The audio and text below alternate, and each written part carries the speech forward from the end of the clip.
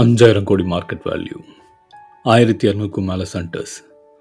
ஆனால் இந்த கம்பெனி ஆரம்பித்தவர் ஒரு காலத்தில் கையில் வெறும் 400 ரூபாயோட 3 நாள் மும்பை ரயில்வே ஸ்டேஷனில் தங்கினார்னு சொன்னால் நம்ப முடியுதா? இது ஒரு மோட்டிவேஷனல் ஸ்டோரி இல்லை. கரண்ட் பஸ் வசதி கூட இல்லாத ஒரு கிராமத்தில் பிறந்த ஒருத்தர் எப்படி இவ்வளோ பெரிய பிஸ்னஸ் சாம்ராஜ்யத்தை உருவாக்குனார்? அவரோட சக்ஸஸ் சீக்ரெட் என்ன? வாங்க டீட்டெயிலாக பார்க்கலாம்.